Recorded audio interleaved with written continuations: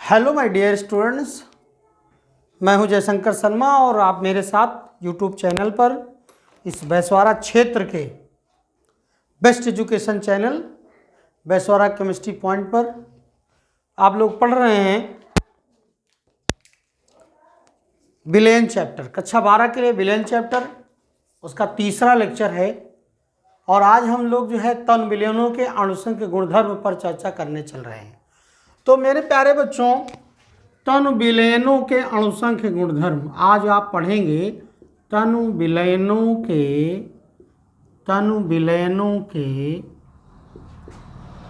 अणुसंख्य गुणधर्म,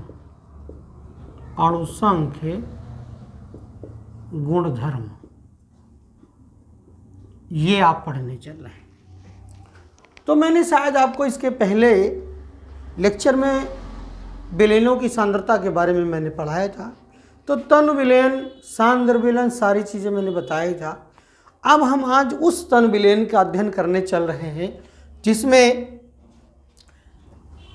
ऐसा विलयन है, ऐसा तन विलयन है, यानी किसी विलायक में कोई आवास पसीले एवं वैद्युत अनवघट्य पदार्थ घोला गया है। ठीक है, ऐसा कोई विलयन हम लोग पढ़ने चल रहे हैं। तो तन विलयनों के जो अणुसंख्य गुणधर्म हैं वो पहले तो ये जान लो 4 गुण हैं और वो अणुसंख्य गुणधर्म कहते किसे, दोनों टॉपिक को समझना है। तो सबसे पहले तन विलयनों के 4 गुण होते हैं, अणुसंख्य गुणधर्म 4 हैं। नंबर 1 है परासरण दाब,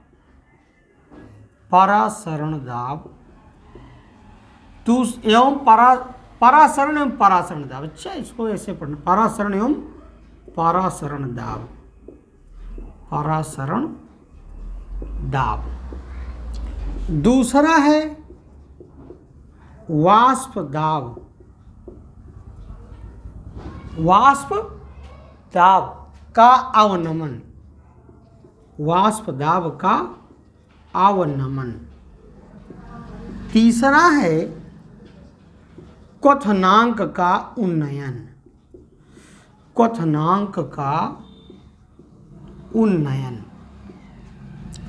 चौथा है हिमांक का अवनमन। इन 4 गुणधर्म, ये जो 4 गुणधर्म आपको दिखाई दे रहे हैं बच्चों, ये अणुसंख्य गुणधर्म कहलाते हैं। ये क्या कहलाते हैं? अणुसंख्य गुणधर्म कहलाते हैं। तो जब आप जान गए कि अणुसंख्य गुणधर्म है तो पहली बात, अब परिभाषित अगर कोई कहे कि परिभाषित भी कर दीजिए कि अणुसंख्य गुणधर्म कहते किसे हैं, तो आप बहुत आराम से परिभाषा दे देंगे कि तन विलयनों के वे भौतिक गुण जो विलयन में उपस्थित विलेय के कणों की संख्या या आयनों की संख्या या अणुओं की संख्या पर निर्भर करते हैं, अणुसंख्य गुणधर्म कहलाते हैं। और ये 4 ऐसे गुणधर्म, भौतिक गुणधर्म हैं जो विलयन में विलेय के कणों की संख्या या आयनों की संख्या या अणुओं की संख्या पर डिपेंड करते हैं। ठीक है, तो अब ये भी बात समझ गए होंगे अणुसंख्य गुणधर्म है क्या। अब उसको मैं बहुत आराम से यहाँ मैं परिभाषित कर रहा हूँ, लिख रहा हूँ, आप उसको भी जान लीजिए कि अगर कोई पूछ ले कि व्हाट इज कोलिगेटिव प्रॉपर्टी,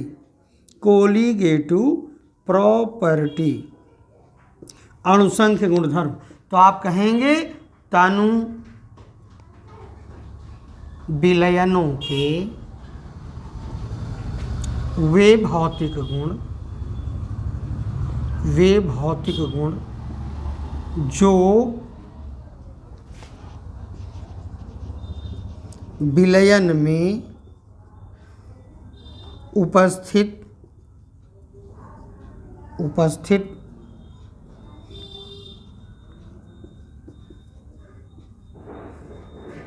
विलेय के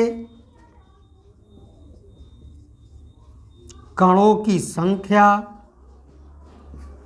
या करके लिखना है, या ब्रैकेट में लिख दो, कण का मतलब आयन या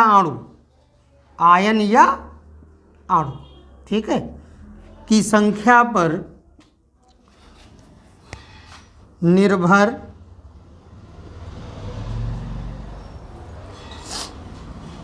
कणों की संख्या पर निर्भर करते हैं अणुसंख्य गुणधर्म कहलाते हैं। अणुसंख्य गुणधर्म कहलाते हैं।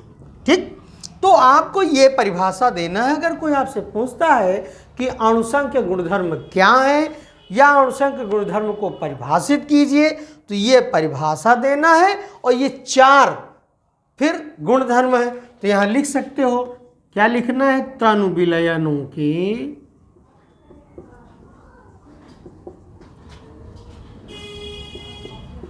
अणुसंख्य गुणधर्म निम्न है। ठीक है, और ये 4 के बारे में आपको अध्ययन करना है। तो मेरे प्यारे बच्चों, जैसा आप जानते हैं एक एक का परासरण क्या है, फिर परासरण दाब क्या है, फिर वाष्प दाब है क्या, और वाष्प दाब का अवनमन कैसे होता।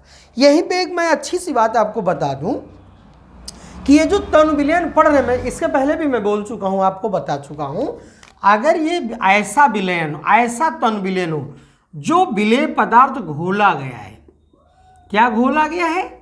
जो विलेय पदार्थ घोला गया है, जो विलेय पदार्थ है वो कैसा होना चाहिए, उसकी क्या क्वालिटी होनी चाहिए?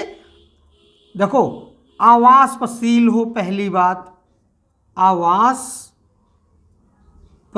हो, और वैद्युत अनपघट्य हो। क्या हो? वैद्युत अनपघट्य हो। ये 2 प्रॉपर्टी होनी चाहिए। ठीक है, यानी ऐसा विलेय पदार्थ हो जिसे हम गर्म करें तो वाष्पित ना हो। दूसरी बात, उसे अगर जल में यानी विलायक में घोलें तो वह धनायन और ऋणायन में न टूटे, यानी धनावेशित ऋणावेशी, धनायन और ऋणायन में नहीं टूट रहा, तो वैद्युत नॉन इलेक्ट्रोलाइट है, वैद्युत अनपघट्य है और अवाष्पशील इस तरह का हो। उस तनु विलयनों के बारे में ये जो 4 अध्ययन करने हैं, ये ऐसे गुणधर्मों का अध्ययन करना है। ठीक है, अब मैं पहला स्टार्ट करता हूँ। परासरण है क्या, ऑस्मोसिस क्या है, और ऑस्मोसिस किस तरह से प्रक्रिया होती है, इसके बारे में हम लोग अध्ययन करेंगे।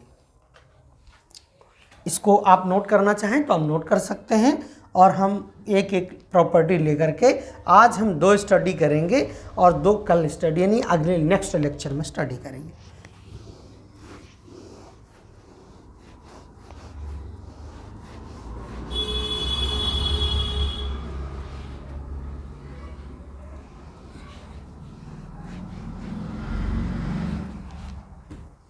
परासरण एवं परासरण दाब।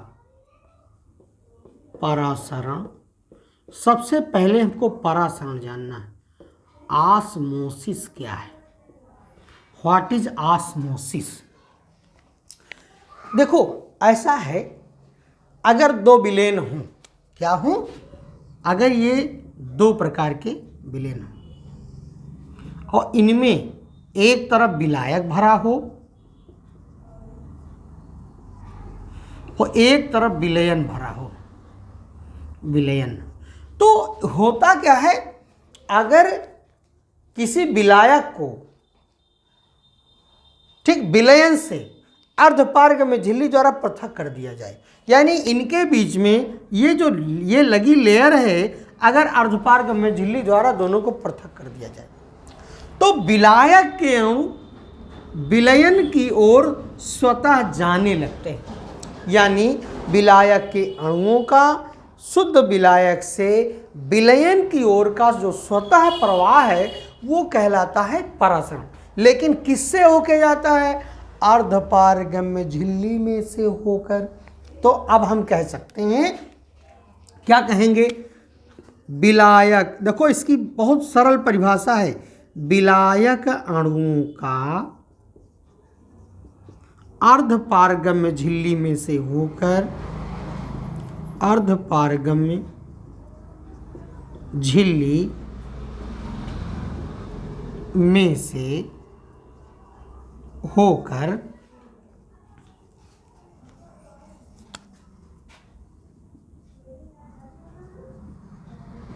शुद्ध विलायक से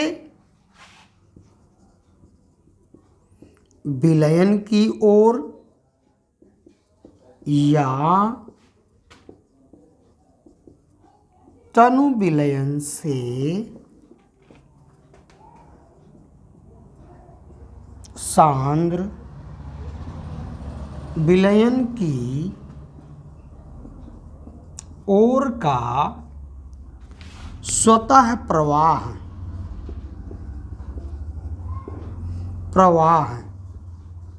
स्वतः प्रवाह क्या कहलाता है बच्चों? परासरण कहलाता है।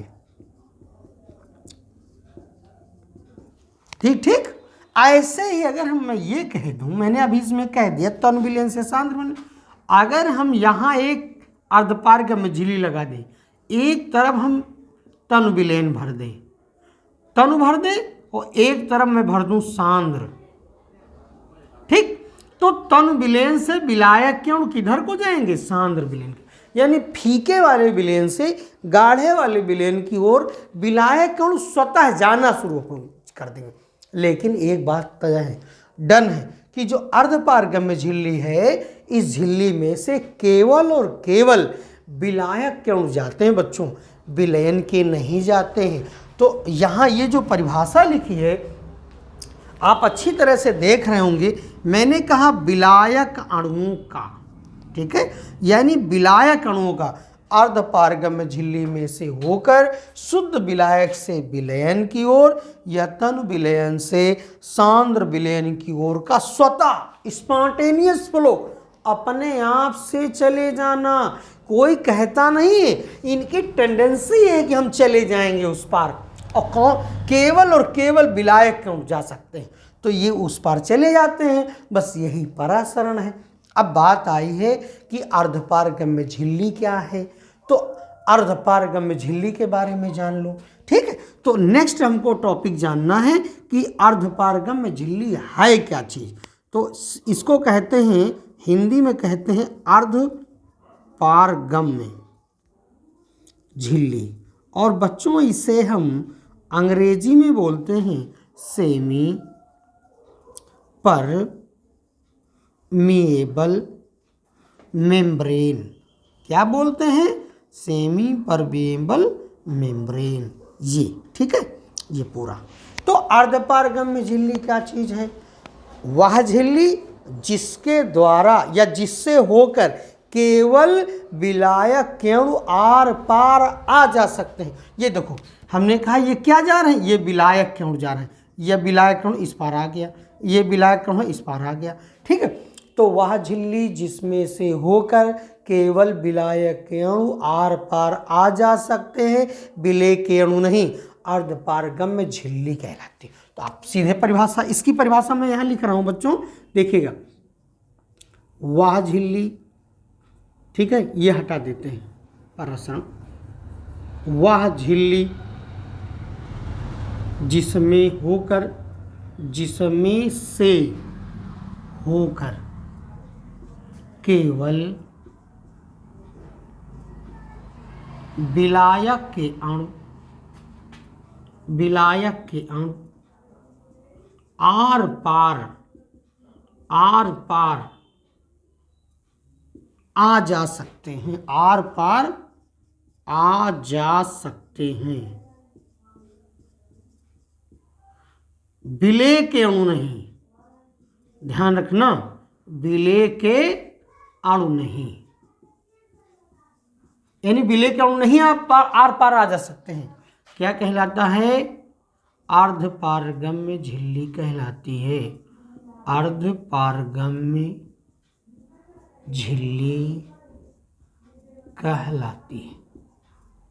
बच्चों समझ में आ रही बात? ठीक है ना, बात तो समझ में आ गई होगी।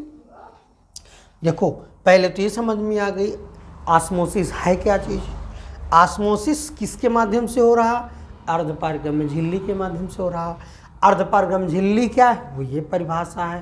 अब कौन कौन से ऐसी जंतु या वनस्पति झिल्लियां हैं जिनमें से होकर विलायक के अणु आर पार आ जा सकते हैं, उनमें से होके आर पार आ जा सकते हैं। तो उस झिल्ली के बारे में हमें चर्चा करनी है, वो झिल्ली आपको बतानी है। मैं इसको हटा देता हूँ, ये आप नोट कर सकते हैं। अगर नहीं नोट किया हो तो आप नोट कर लीजिएगा। आगे मैं बढ़ता हूँ।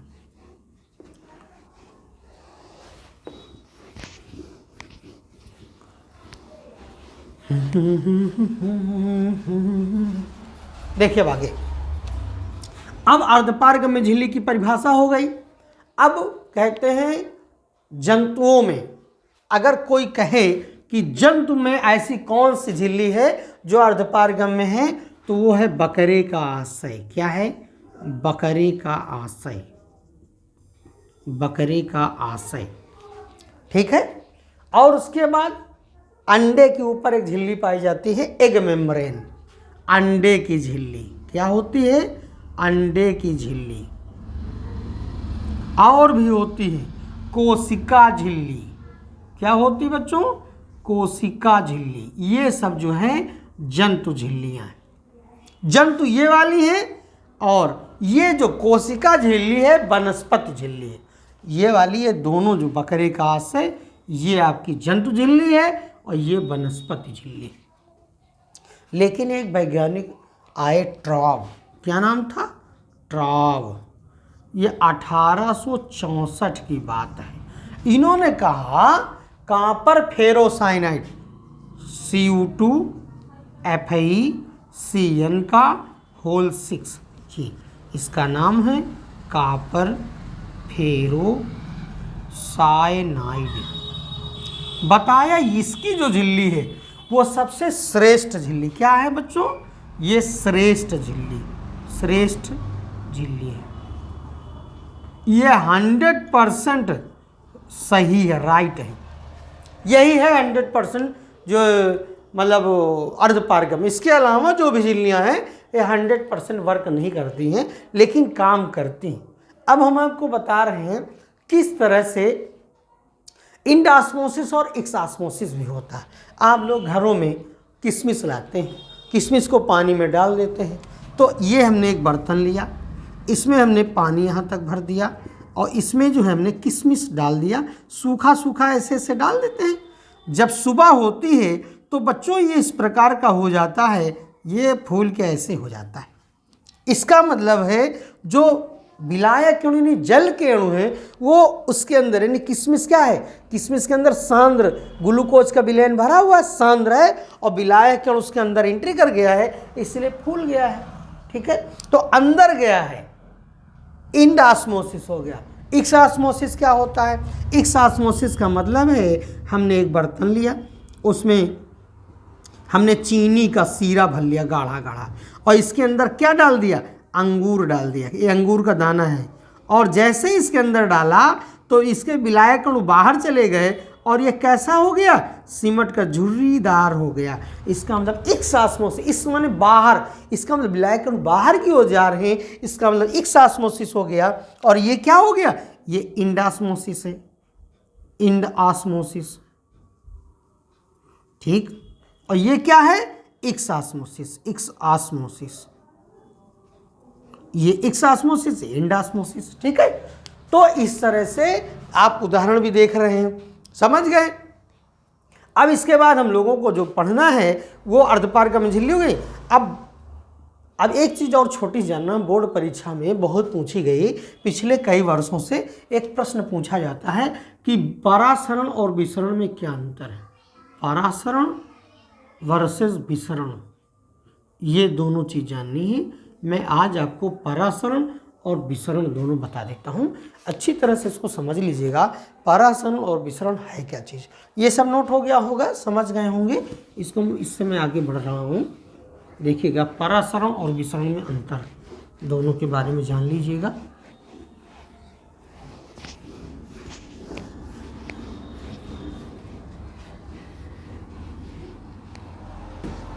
परासरण और विसरण,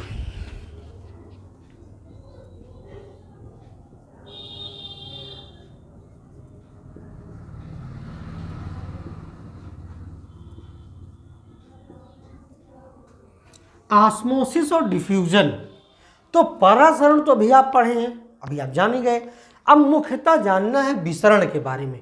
अगर परासरण जान चुके हैं तो विसरण केवल जानना रह गया है, तो जरा जान लीजिए। विसरण मैं केवल पढ़ाऊंगा जो परासरण बता चुका है। तो डिफ्यूजन क्या है, यानी विसरण क्या चीज़ है, जरा इसके बारे में जान लीजिए। इसको कहते हैं डिफ्यूजन। ठीक है, तो विसरण में क्या होता है, हम दो विलेन लेते हैं भिन्न सांद्रता के। क्या करते हैं, दो विलेन लेते हैं भिन्न सांद्रता के। ये कोई पात्र है और इसमें दो विलेन भर रहे हैं भिन्न सांद्रता के, और इनके बीच में हम क्या कर रहे हैं, अर्धपारगम्य झिल्ली नहीं लगा रहे हैं। ठीक, या तो ऐसा तो फिर ठीक नहीं है, नहीं समझ पाएंगे। तो इसके लिए हम एक रास्ता बता रहे हैं आपको। एक बर्तन लेते हैं, ठीक, इसके अंदर एक विलेन ले लेते हैं, ये भरा हुआ। ये विलेन क्या है, ये शुद्ध विलायक भरा हुआ है, और यहाँ पर हम उल्टी थिसल फनल के माध्यम से, या थिसल फनल सीधी रखें, ऐसे रख लो ये भी चल जाएगा। इसके माध्यम से हम किसी भी दूसरे विलेन को इसमें डालते हैं, इसमें से बना हुआ विलेन डालते हैं। चाहे एक मतलब दोनों भिन्न सांद्रता के विलेन हो, चाहे शुद्ध विलायक और विलेन हो, ये दोनों के मध्य में हम देख सकते हैं। तो वैसे हम एक काम करें, एक जो है तन विलेन ले लो और एक ले लो इसके अंदर से जो भरा गया है किसी दूसरे, यानी दूसरा पदार्थ का विलेन है, सांद्र है। ठीक है, ऐसे हमने ले लिया। जैसे इसकी एक बूंद गिरेगी वो चारों तरफ फैलेगी। ठीक है, तो ये फैलेगी नहीं, इसका मतलब यहाँ से टप टप बूंदें आएंगी और चारों तरफ क्या होगा, विलेय और विलायक क्यों एक दूसरे की ओर गति करना शुरू कर देंगे।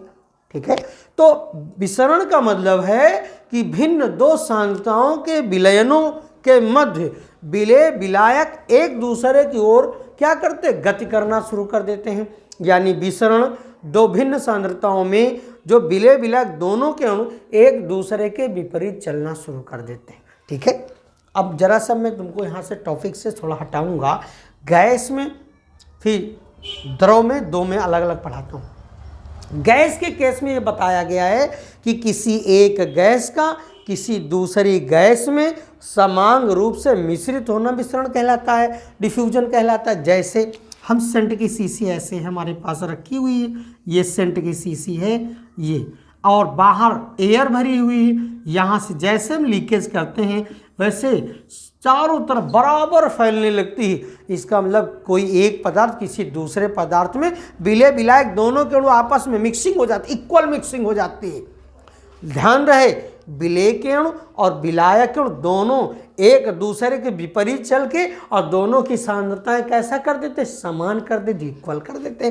वही बात हो गई। अच्छा, अब द्रव में कह दें, किसी एक द्रव का किसी दूसरे द्रव में, किसी एक विलयन का किसी दूसरे विलयन में समान रूप से मिश्रित होना विसरण कहलाता है। ठीक, तो अब ना द्रव बोलो न गैस बोलो, हम कहेंगे किसी एक पदार्थ का किसी दूसरे पदार्थ में समान रूप से मिश्रित होना विसरण कहलाता है। और विसरण में विलेय और विलायक क्यों एक दूसरे की विपरीत दिशाओं में समान गति करते हैं और तब तक करते हैं जब तक कि सांद्रता समान नहीं हो जाती है, यानी दोनों का कंपोजिशन सेम नहीं हो जाता है, तब तक दोनों भिन्न सांद्रताओं की ओर भी यानी विपरीत दिशा में लगातार गति करते रहते हैं। बस समझ में आ गई होगी ये बात। अगर समझ में आ गई है तो आप छोटा सा लिख सकते हैं, क्या लिख सकते हैं, विलायक और विलेय के अणुओं की एक दूसरे के विपरीत दिशाओं में गति करना विसरण कहलाता। छोटी परिभाषा, इसका मतलब निष्कर्ष निकल के आ गया। अब निष्कर्ष क्या निकल के आया है, निष्कर्ष ये हमने निकाला है छोटा सा।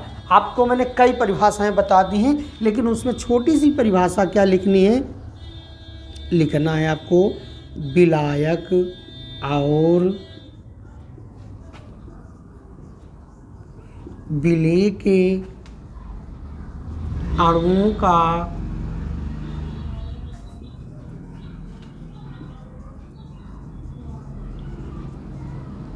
एक दूसरे के विपरीत दिशाओं में गति करना, विसरण कहलाता है। क्लियर? ये छोटी सी परिभाषा निकल के आई है। विलायक और विलेय के अणुओं का एक दूसरे के विपरीत दिशाओं में गति करना विसरण कहलाता है। मेरी वाली परिभाषा याद रखना जो मैंने इसके पहले पढ़ा, किसी एक पदार्थ का किसी दूसरे पदार्थ में समान रूप से मिश्रित होना विसरण कहलाता है। यानी उसमें विलेय विलायक दोनों चलेंगे ना आसपास। जैसे दो भिन्न सांद्रताओं के विलयनों को आपस में मिला दिया जाए तो तुरंत नहीं, जैसे आपस में डालोगे वैसे विलेय और विलायक एक दूसरे की तरफ विपरीत दिशा में चलना शुरू कर देंगे और तब तक चलेंगे जब तक कि दोनों की सांद्रता समान नहीं हो जाती। ठीक है, ये बात हो गई। अब आप इसको सबको नोट कर लीजिए। और छोटी सी बात मैं आपको बता दूं, परासरण दाब किसे, परासरण हो गया और परासरण विसरण हो गया। अब आप ये जान लीजिए परासरण दाब किसे कहते हैं, ये भी जान लीजिए। हटा दें इसे।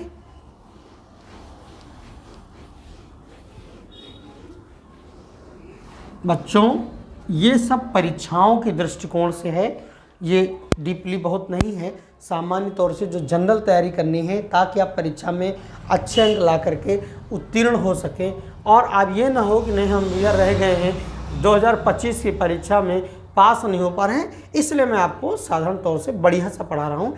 जनरल परिभाषाएं आसानी से याद हो सकती हैं और लिख सकते हो। ठीक है, परासरण दाब क्या है, क्या पढ़ना है, परासरण दाब क्या है। इसको कहते हैं osmotic pressure, osmotic pressure, osmotic pressure. पहले इसको बढ़िया सा एक बढ़िया मतलब समझाने का एक हमारे पास तरीका है। एक बर्तन है, ये बर्तन है हमारे पास। इस बर्तन में हमको क्या करना है, एक उल्टी थिसल फनल लेना है। ठीक, ये थिसल फनल लिया, उल्टी है ऐसे, ठीक, और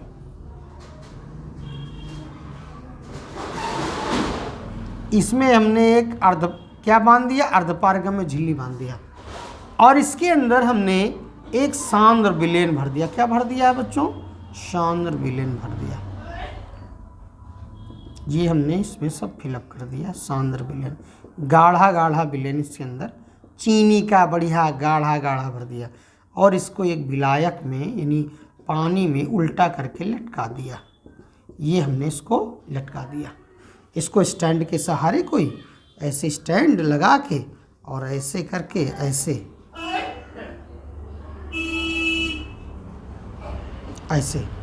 और इसी के सहारे इसको हमने ये रोक रखा है।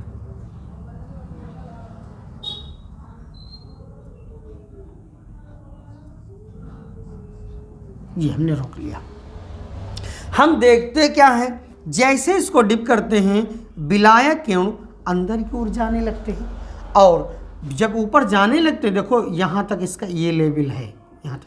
अब ये लेवल बढ़ने लगता है और यहाँ तक बढ़ जाता है, यहाँ तक बढ़ जाता है।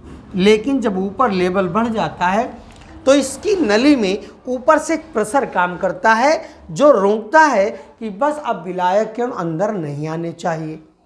तो ये जो प्रेशर लग रहा है कहता है अब ऊपर विलयन का आयतन यानी उसका स्तर ऊपर नहीं बढ़ सकता, रोक रहा। इसे हम लोग कहते हैं द्रव स्थैतिक दाब।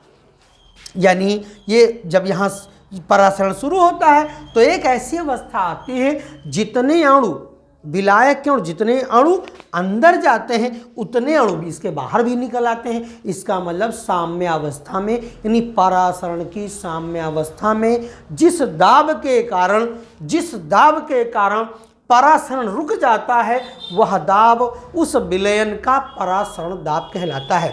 ठीक है, देखो 5 अणु अंदर गए तो 5 अणु बाहर आ गए। इसको हम कहेंगे परासरण की साम्य अवस्था में जो ऊपर से प्रेशर लग रहा है जिस द्रव स्थैतिक दाब के कारण, ठीक है, परासरण की साम्य अवस्था में जिस द्रव स्थैतिक दाब के कारण परासरण रुक जाता है वह दाब उस द्रव का परासरण कहलाता है। वो उस विलयन का क्या कहलाता है, उस विलयन का परासरण दाब कहलाता है।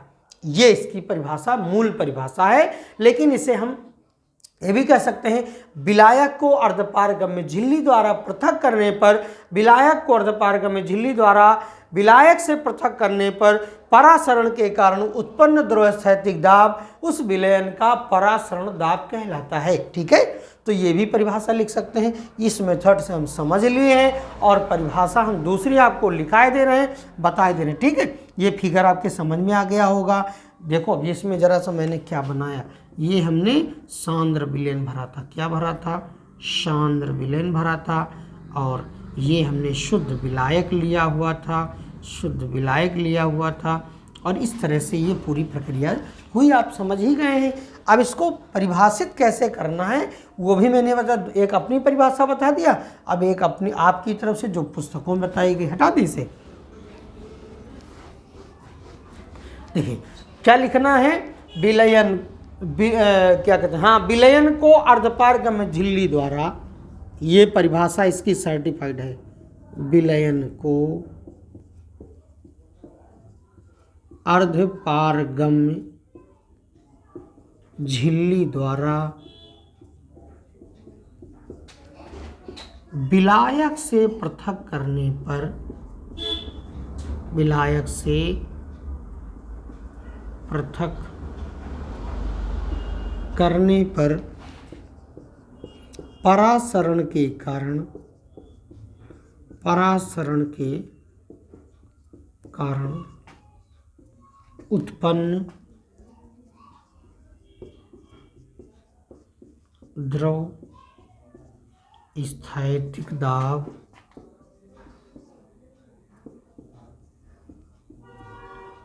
विलयन के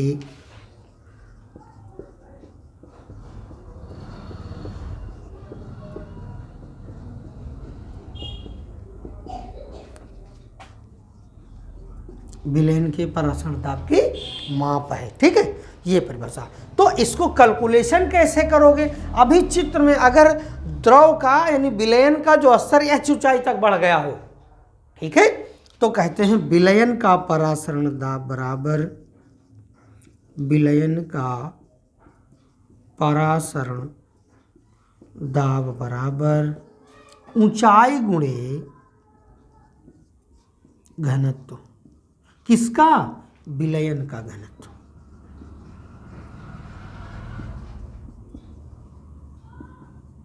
तो इसका मतलब परासरण दाब को P से रिप्रेजेंट करते हैं, H इंटू डी, HD, ये फार्मूला होता है। ठीक है, इससे आप इसको पढ़ सकते हैं, समझ सकते हैं, जान सकते हैं। आप इसे नोट कर सकते हैं, नोट कर लीजिए।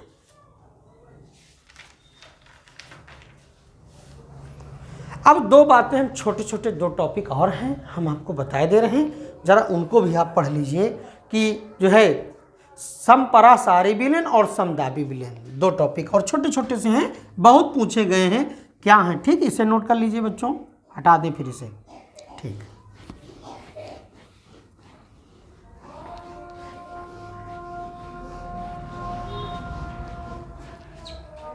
तो पहला क्या हमको पढ़ना है, समपरासारी विलयन। क्या पढ़ना है? समपरासारी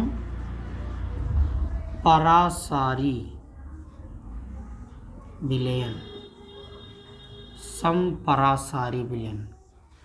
तो समपरासारी विलयन क्या? समान ताप पर जिन विलयनों के, ऐसे दो विलयन हमारे पास हैं, एक ही टेम्परेचर पर हैं, जिनके परासरण दाब समान है, तो हम कहते हैं समान ताप पर जिन दो या दो से अधिक हैं, कोई जरूरी नहीं दो ही हो, 3, 4, 5, 6, 7, 8 ढेर हो सकते हैं, तो दो ये कह सकते हैं, क्या कहेंगे? समान ताप पर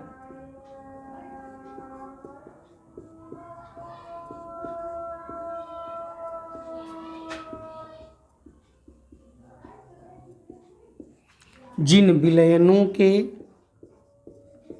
परासरण दाब समान होते हैं उन्हें समपरासारी विलयन या वे समपरासारी विलयन कहलाते हैं, वे समपरासारी विलयन कहलाते हैं, समपरासारी विलयन कहलाते हैं। ठीक है।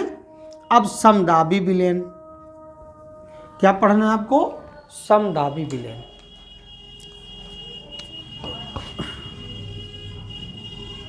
समदाबी विलयन, ये दोनों प्रश्न बहुत बार टिप्पणी लिखने के लिए आए हैं। ठीक है, तो क्या लिखेंगे? समदाबी विलयन। तो इसकी परिभाषा क्या? समान ताप पर जिन विलयनों के, समान ताप पर जिन विलयनों के वाष्प दाब यानी इनको कहते हैं वाइपर प्रेशर। क्या नाम लेते हैं? Vapour pressure. समान होते हैं,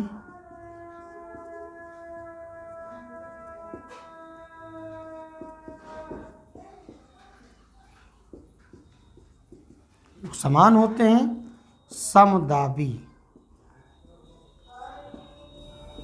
विलयन कहलाते हैं।